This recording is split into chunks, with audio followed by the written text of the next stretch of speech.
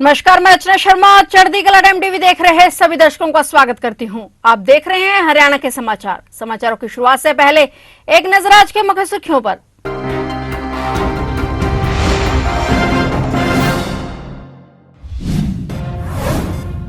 Vande Bharat train का सफर हवाई यात्रा से बेहतर। राज्यपाल दत्तात्रेय ने गुरुग्राम से चंडीगढ़ तक वंदे भारत ट्रेन से किया सफर। सीएम नायब सैनी पहुंचे करनाल। निर्मल कुटिया गुरुद्वारे में माथा टेक कर की दिन की शुरुआत। लंगर सेवा में भी लिया हिस्सा। गुरुग्राम में स्कूल में लगी भीषण आग। वाइस प्रिंसिपल रूम जलकर राख। हादसे के वक्त स्कूल में नहीं थे बच्चे।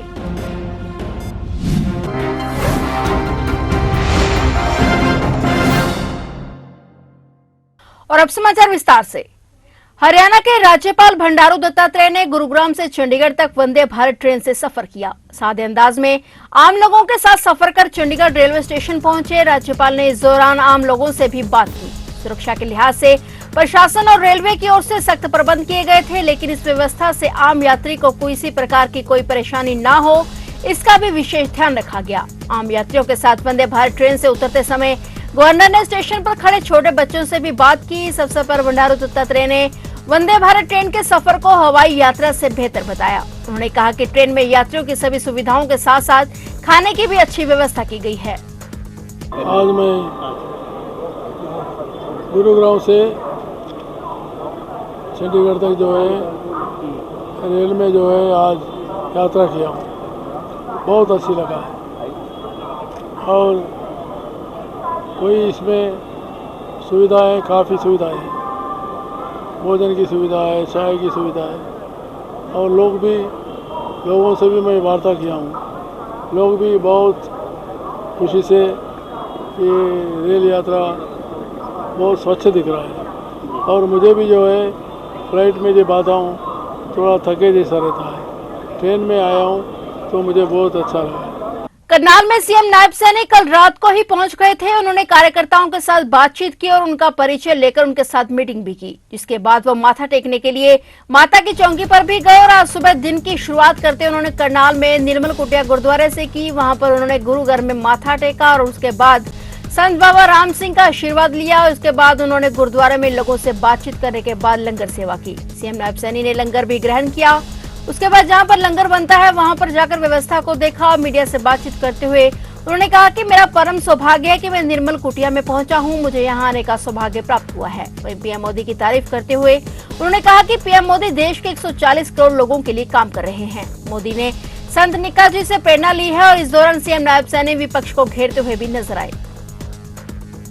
आज मैं यहाँ बाबा संत निक्का सिंह जी की कुटिया पर आया हूँ और देख करके मन बड़ा गदगद हुआ है कि जो निस्वार्थ भाव से काम चल रहा है, गरीब लोगों के हित के लिए काम हो रहे हैं, लंगर की सेवाएं हो रही हैं। लंगर से भी अलग आगे बढ़ कर के अगर किसी और आवश्यकता की किसी को ज़रूरत है तो वो भी इस कुटिया से पूरी हो रही है। और ऐसे ही महापुरुषों से प्रेरणा लेकर के नरेंद्र मोदी जी और हमारे हरियाणा की डबल इंजन की सरकार समाज हित के अंदर कि समाज का जो अंतिम पायदान पे खड़ा व्यक्ति है उस तक कैसे पहुँचे। मुझे इस बात की भी बड़ी खुशी है कि जब कोरोना का वैश्विक संकट आया था तो ये कुटिया सबसे आगे आकर के लोगों की सेवा के अंदर तत्परता से दिन रात लगी रही और नरेंद्र मोदी जी ने भी इस देश को आगे बढ़ाने में एक संत के रूप में नरेंद्र मोदी जी वो काम कर रहे हैं। वो अपने लिए नहीं, देश के 140 करोड़ लोगों के लिए कर रहे हैं और यही प्रेरणा उन्होंने संत निक्का सिंह जी से ली है, क्योंकि उनका जीवन वो दूसरों के उनके उत्थान के लिए, उनको कोई दिक्कत ना है उसके लिए उनका पूरा जीवन रहा है और अपना पूरा जीवन उन्होंने लगाया है। दिन जुलाना में परिवहन विभाग और पुलिस द्वारा स्कूली बच्चों को ले जाने वाली बसों की जांच की गई। इस दौरान जिन बसों के कागजात पूरे नहीं पाए गए या ड्राइवर की लापरवाही नजर आई, उन वाहनों के चालान किए गए। परिवहन विभाग के जांच अधिकारी ने बताया कि स्कूल बसों की जांच के आदेश सरकार द्वारा दिए गए हैं, जिसको लेकर हुई जुलाना में स्कूल बसों की जांच की गई। आज जांच के दौरान 4 बसें इंपाउंड की गई। अधिकारियों के आदेश पर स्कूल वाहनों का चेकिंग अभियान चलाया गया। थाना क्षेत्र में 3 स्थानों पर पुलिस नाके लगाए गए। इस दौरान आने जाने वाले स्कूल वाहनों की चेकिंग की गई और जिन वाहनों के कागजात और वाहनों में कमी मिली उनके चालान पुलिस विभाग और आरटीओ द्वारा किए गए। चेकिंग के दौरान कई वाहनों को विभाग द्वारा इंपाउंड किया गया और लगभग 80,000 रुपए के चालान किए गए। हरियाणा के स्कूलों में खतरा मंडरा रहा है, या यूं कहें कि स्कूलों को किसी की बुरी नजर लग गई है। ऐसा इसलिए क्योंकि एक हफ्ते में 2 हादसे हो गए हैं, जिनमें स्कूली छात्र की जान चली गई और कुछ बुरी तरह घायल हो गए। वहीं अब गुरुग्राम में आज नारायण स्कूल में भीषण आग लग गई। गनीमत ये रही कि हादसे के समय स्कूल में बच्चे नहीं थे, इससे कोई जानी नुकसान नहीं हुआ। बता दें कि आज दुर्गाष्टमी के कारण स्कूल का समय चेंज था, इसलिए बच्चे देरी से आए और वहीं सुबह तकरीबन 8:30 बजे अचानक से आग लग गई। कुछ ही देर में आग की लपटें बिल्डिंग से बाहर आने लगी और धुएं का भारी गुबार उठ गया। आसपास के लोगों ने इसे हड़का मच गया और स्कूल में मौजूद कर्मी भी आग लगी देखकर अलर्ट हो गए। आग की सूचना पाकर फायर ब्रिगेड की 6 गाड़ियां मौके पर पहुंची और आग पर काबू पाने का प्रयास किया गया। 2 घंटे की कड़ी मुशक्कत के बाद आग बुझाई जा सकी। आग वाइस प्रिंसिपल रूम में लगी थी। उसके मुताबिक आग बिजली की तारों में शॉर्ट सर्किट के कारण लगी थी। इस हादसे में कोई जान की हानि नहीं हुई। आग से कुछ सामान जल गया है।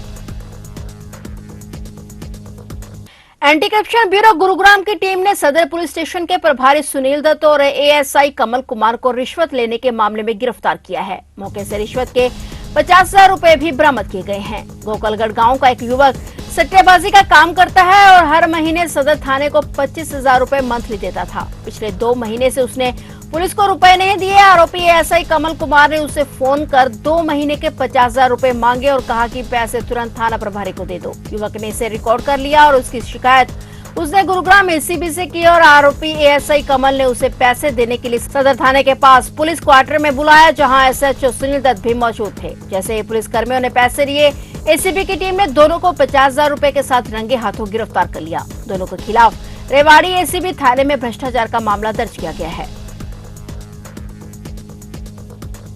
हरियाणा में कांग्रेस के लोकसभा प्रत्याशियों की लिस्ट जारी होने के पूरे आसार हैं। भूपेंद्र सिंह हुड्डा और शैलजा रणदीप और किरण गुट के बीच 6 सीटों पर तकरार के बाद सोनिया गांधी और कांग्रेस के अध्यक्ष मल्लिकार्जुन खड़गे ने एक सब कमेटी बनाई थी और सब कमेटी ने दिल्ली में मंथन के बाद फाइनल रिपोर्ट पार्टी अध्यक्ष को सौंप दी है। हालांकि रिपोर्ट में 3 सीटें ऐसी भी हैं जिस पर 2 दावेदार हैं। वहीं अंतिम फैसला कांग्रेस अध्यक्ष मल्लिकार्जुन खड़गे पर छोड़ दिया गया। इसी दौरान बदले घटनाक्रम में कांग्रेस प्रभारी दीपक बाबरिया का बयान आया कि सभी सीटों पर सहमति बन चुकी है और केंद्रीय चुनाव समिति की हरियाणा को लेकर कोई बैठक नहीं होगी। कांग्रेस अध्यक्ष मल्लिकार्जुन खड़गे ही अंतिम रूप से टिकटों की घोषणा करेंगे। अब देखते हैं कि कांग्रेस में टिकट विवाद सुलझ पाता है या नहीं।